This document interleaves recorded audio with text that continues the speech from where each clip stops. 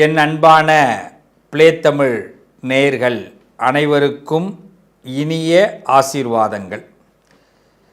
எல்லோரும் இன்புற்றிருப்பதை தவிர வேறொன்றுமறியேன் பராபரமே.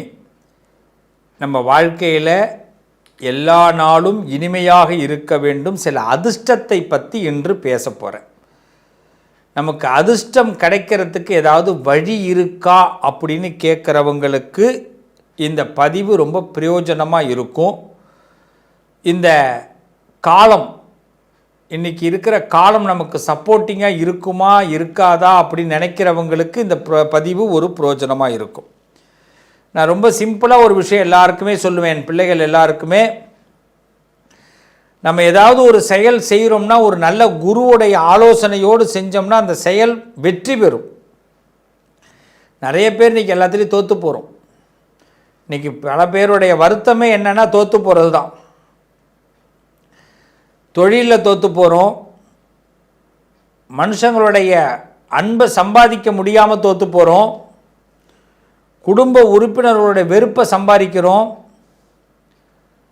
வருமானத்தில் திருப்தி இல்லாமல் அதிருப்தியை சம்பாதிக்கிறோம், எல்லா திறமையும் இருந்து எந்த ராசியும் இல்லாதது போல் நாமளே ஃபீல் பண்ணுறோம். இப்படி ஏகப்பட்ட சிரமங்களுக்கு நடுவே தான் நாம் எல்லாம் இருக்கிறோம். இந்த சிரமங்களை எல்லாம் இப்போ நல்லதாக மாற்றணும்னா ஈசன் நினைத்தால் மட்டும்தான் நடக்கும். அந்த பரமேஸ்வரன் நினைத்தால் மட்டும்தான் நம்ம சிரமத்தை எல்லாம் போக்க முடியும். அவர் சில நேரங்களில் நினைப்பார், அவர் நினைக்கிறத நாம் நினைக்கணும், அவ்வளவுதான். இந்த பரமேஸ்வரன் பல ரூபத்தில் இருக்கிறார். அதில் ஒரு ரூபம்தான் காலச்சக்கர ரூபம், சட்ட ரூபம், நீதி ரூபமாக சனியாக இருக்கிறார். சனியும் பரமேஸ்வரன் தான். அப்போ சனீஸ்வரன் பகவானை ஏன் ஆண்டவன் படைச்சார்னா, என் பிள்ளைய என்னால் திருத்த முடியாது, திட்ட முடியாது, வருத்தப்பட வைக்க முடியாது ஆண்டவன். அதனால் எப்படி நாமெல்லாம் பள்ளிக்கூடத்தில் கொண்டு போய் விடுறோமோ அதே மாதிரி ஆண்டவன் என்ன பண்ணுறாரு, சனிக்கிட்ட விடுறாரு. அப்பப்போ சனி பகவானை இவனை கொஞ்சம் நல்லா திருத்தி விடு, நல்லவனாக இருந்தால் நல்லா பாராட்டி விடு, பட்டம் கொடு, கெட்டவனாக இருந்தால் திருத்தி கொடு. இதை தான் சனிகிட்ட சுவாமி சொல்கிறார். அப்போ சுவாமி சொல்கிறதுல நியாயம் இருக்குது. அப்பப்போ நம்மளை டிங்கரிங் பட்டியெலாம் பார்த்துக்கணும். அப்பப்போ நம்ம ஓவர் ஆயில் பண்ணிக்கணும், சர்வீஸ் பண்ணிக்கணும். நம்மளை எப்படி லேப்டாப்லேயே நம்மளை சர்வீஸ் பண்ணிக்கிறோமோ அதே மாதிரி நம்மளை நாம் சர்வீஸ் பண்ணிக்கணும். இப்படி சர்வீஸ் பண்ணுறது தான் சனி, அவருடைய வேலை. இப்போ நம்மளை அவர் எப்படி சர்வீஸ் பண்ண போகிறார் அதை தான் பார்க்க போகிறோம். வாங்க பார்த்துடலாம். எதையாவது ஒன்றை யோசனை பண்ணிவிட்டு எதையாவது ஒரு இழுத்து விட்டுக்கிறதே மீனராசிக்கு வேலையாக போச்சு. பல இடங்களில் மீனராசிக்கு பல பிரச்சனையை உண்டு பண்ணுறது மீனராசியோடைய மனமே காரணம் அப்படின்னு ஒரு பட்டிமன்றம் கூட வைக்கலாம். அப்படிப்பட்ட மீனராசிக்காரர்களுக்கு இந்த காலகட்டத்தில் ஜென்ம சனி உருவாகுது. இந்த சனி பகவான் நல்லதை கொடுப்பாரா? பொதுவாக நல்லா தெரிஞ்சிங்க, உங்கள் பக்கத்து வீட்டுக்காருக்கும் எதிர்த்த வீட்டுக்காருக்கும் அடுத்த வீட்டுக்காருக்கும் தொடர்பு இருந்துக்கிட்டே இருக்கும் எப்பயுமே மீனராசி.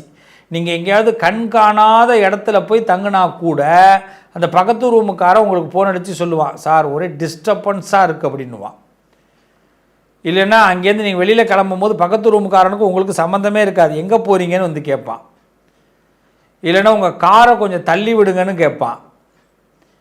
சார் நான் யார் பிரச்சனையும் இல்லாமல் வெளியில் இருக்கணும்னு நினைக்கிறேன், ஆனால் ஏன் சார் என்னை ஒரண்டை இழுத்துக்கிட்டே இருக்கீங்க அப்படின்னு மீனராசி சொல்ல வேண்டிய கட்டாயம் எப்பயுமே இருக்கும்.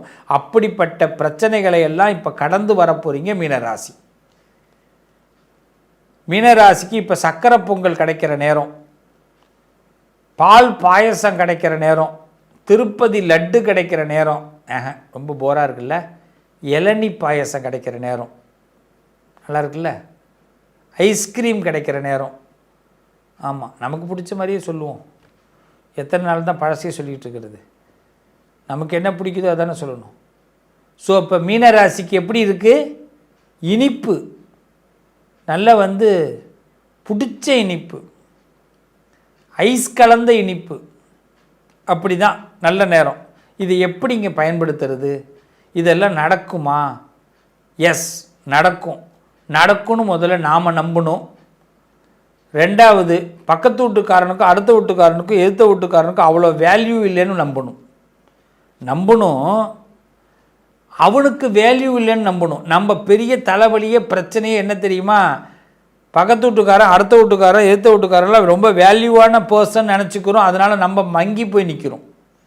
இப்போ முதல்ல முடிவு பண்ணணும், மீனராசிக்காரர்கள் என்ன முடிவு பண்ணணும்னா, என்னையை தாண்டி ஒரு பயிலும் புத்திசாலி இல்லைன்னு முடிவு பண்ணுங்க.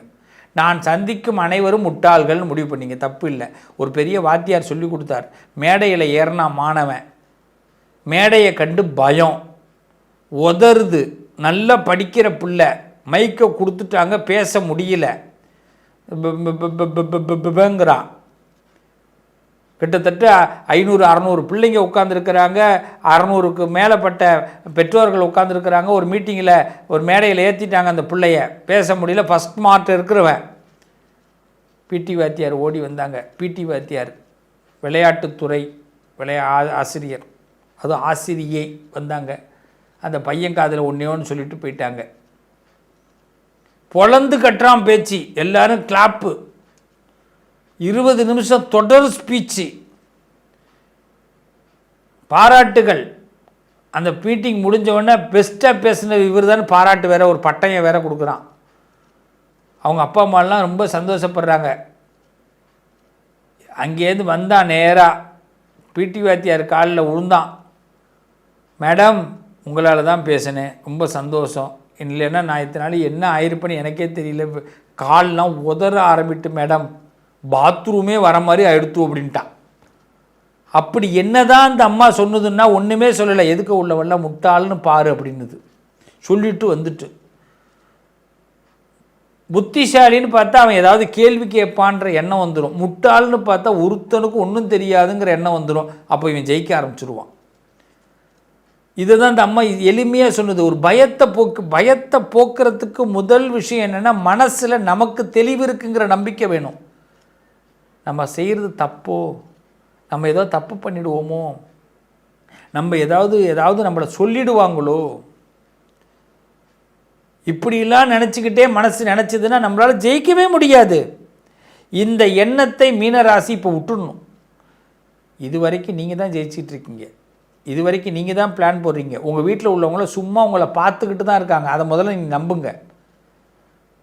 உங்களுக்கு ஆதரவும் தரலை, உங்களுக்கு யோசனையும் சொல்லலை, உங்களை உயர்த்தியும் விடலை, உங்களை கைத்தட்டவும் இல்லை, உங்களை யூஸ் பண்ணிக்கிறாங்க. நீங்கள் முடங்கி கிடந்தா அட முண்டமேன்னு உங்களை திட்டுறாங்க. இந்த 2 வேலையை மட்டும் தான் செஞ்சிட்ருக்குறாங்க. அப்போ மீனராசி ஒரே முடிவு எடுத்துக்கணும். ஜென்ம சனி, இப்போ நான் எல்லாத்தையும் ஆசைப்பட போகிறேன்டா, அவ்வளோதான் முடிவு. என்ன முடிவு? எல்லாத்தையும் ஆசைப்பட போகிறேன்டா, எல்லாத்தையும் ஜெயிக்க போகிறேன்டா, எல்லாத்துலேயும் இறங்க போகிறேன்டா. அரசியலாக இறங்க போகிறேன், ஆன்மீகமாக இறங்க போகிறேன். நான் சொல்கிற இறங்குதல் எப்படி? களத்தில் இறங்குதல், அது ஏறுமுகம். ஆனால் அதே இன்னொரு மைண்டில் ஒன்று வைக்க போதும். என்னென்னா, நான் அதிகமாக எதையும் எடுத்துக்க மாட்டேன்ப்பா அப்படிங்கிறத திங்கிங்கில் வைக்க. ஒருத்தவன் பேச்சை ரொம்ப காது கொடுத்து ஏற்றிக்கக்கூடாது, தலையில் ஏற்றிடக்கூடாது. ஒருத்தவன் திட்டுறதை தலையில் ஏற்றிடக்கூடாது. ஒருத்தவன் கோல் மூட்டுறதை தலையில் ஏற்றிடக்கூடாது. ஒருத்தவன் காட்டுற அன்பையும் தலையில் ஏற்றிடக்கூடாது. ஒருத்தவன் கொடுக்குற நம்பிக்கையும் தலையில் ஏற்றிடக்கூடாது. இவ்வளோதான். நிறைய நேரங்களில் மீனராசிக்காரர்கள் பண்ணுற பெரிய தவறு என்னென்னா, யாராவது ஒன்று சொன்னாங்கன்னா அதை உடனே எடுத்துக்கிட்டு போய் செய்கிறது தான். இந்த கோயிலுக்கு போய் பூஜை பண்ணுவாங்க, சாமி கும்பிடுவாங்க. திருப்பி இன்னொருத்த வந்து சொல்லுவான், அந்த கோயிலுக்கு போகணும், அந்த கோயிலுக்கு போவாங்க. அப்புறம் இன்னொரு கோயிலுக்கு போகணுவாங்க, இன்னொரு கோயில். யுத்தம்னு சக்ஸஸ் ஆகாது. போர்க்களத்தில் இருக்கக்கூடியவர்கள் மீனராசிக்காரர்கள் போர்க்களத்தில் இருந்தால் ஜெயிக்கணும். போர்க்களத்தில் இருக்கும் போது ஒரு மந்திரி சொல்கிறத கேட்கணும், ஒரு தளபதி சொல்கிறத கேட்கணும். போகிறவன் வரவெல்லாம் சொல்கிறது இல்லை, சோல்ஜர் சொல்கிறதெல்லாம் கேட்டால் எப்படி ராஜா ஜெயிக்க முடியும்? சோல்ஜரிங் சொல்கிறது எப்படி கேட்க முடியும்? அவன ராஜாவா, இல்லை அவன் மந்திரியா, இல்லை அவன் தளபதியா? அம்பை விட்றான்னா அம்பை விட போகிறான், அவ்வளோதான் சோல்ஜருக்கு தெரியும்.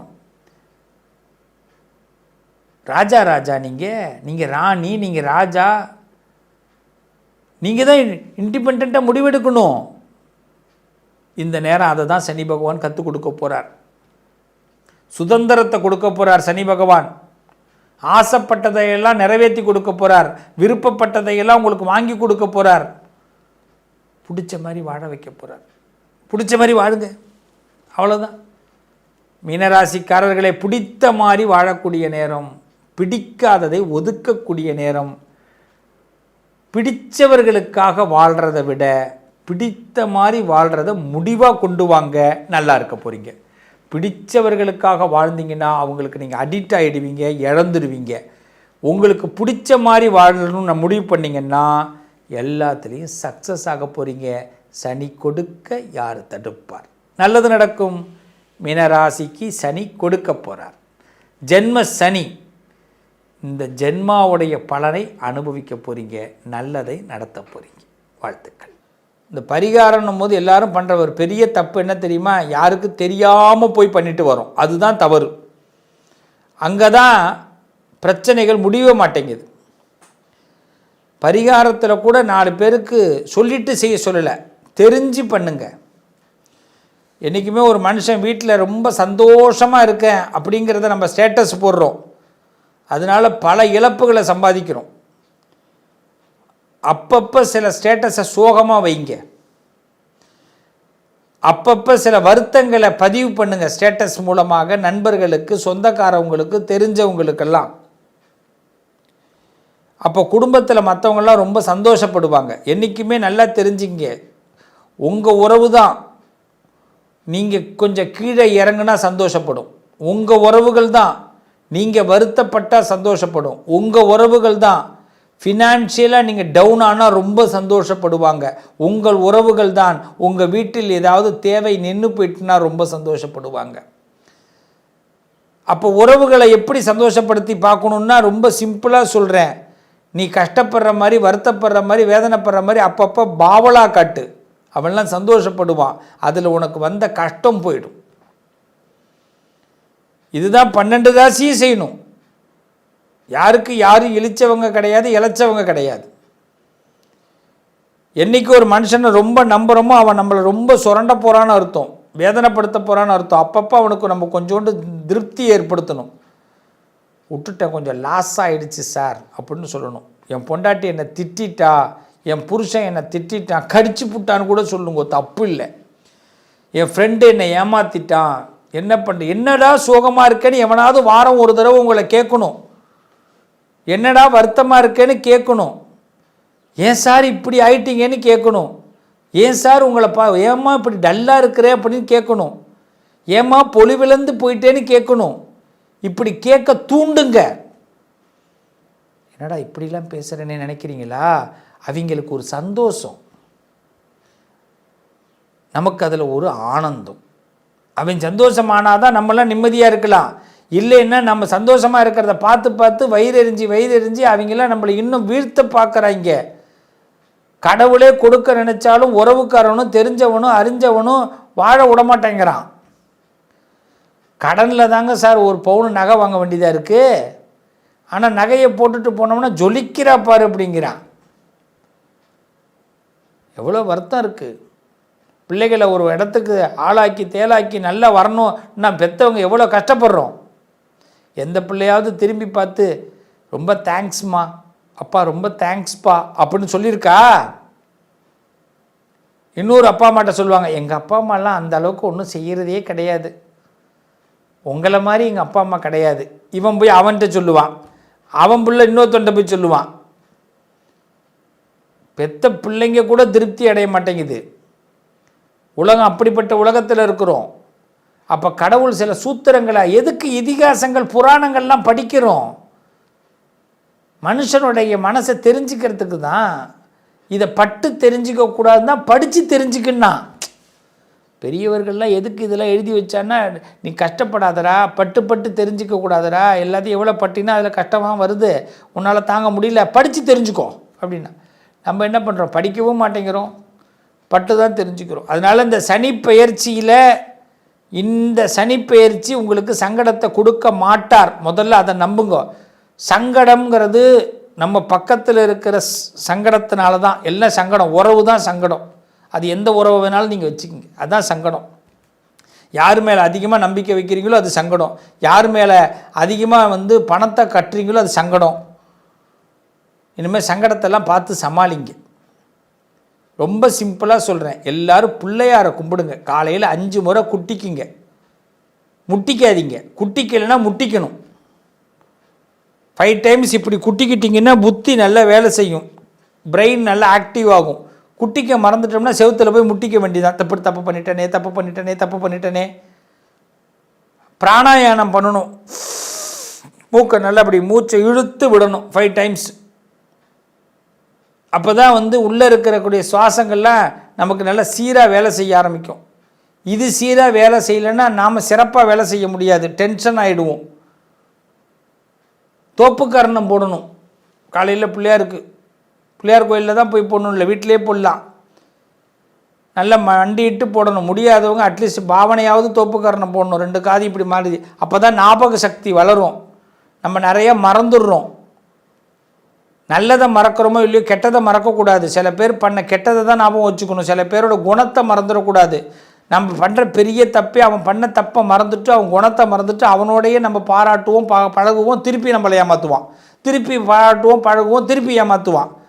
ஞாபகம் வச்சுக்கணும் டெய்லி. இதுக்கு தான் காலையில் பிள்ளையாரை கும்பிட்டது. இனிமேல் இப்படி தான் நினச்சி கும்பிடணும் பிள்ளையாரை, ரைட்டா? அவரை புத்திசாலித்தனத்தை கொடுக்குறார், பிரத்யேகமாக நம்மளை அறிவு புரட்சி பண்ண வைக்கிறார். அதான் பிள்ளையார். சனிக்கிழமை ஆஞ்சநேயர் கோயிலுக்கு போயிடணும். இனிமேல் எல்லாரும் ஆஞ்சநேயரை போய் அர்ச்சனை பண்ணணும். ஆஞ்சநேயர்கிட்ட எனக்கு புத்தி கொடு, சக்தி கொடு, தைரியத்தை கொடு. எல்லா பையிலையும் ஏமாத்துறான். எல்லாருடைய வாழ்க்கையிலுமே ஒன்று நல்லா தெரிஞ்சுங்கோ, உங்களோட மைனஸ் என்னன்னு தெரிஞ்சுட்டு உங்களை ஏமாத்துறான். இதுதான் உலகம். அதனால் ஆஞ்சநேயரை கும்பிடுங்கோ. இந்த சனி பெயர்ச்சி சகல நன்மையும் கொடுக்கும். நம்பி இருங்கோ, நல்லது நடக்கும். மீண்டும் உங்களை சந்திப்போம்.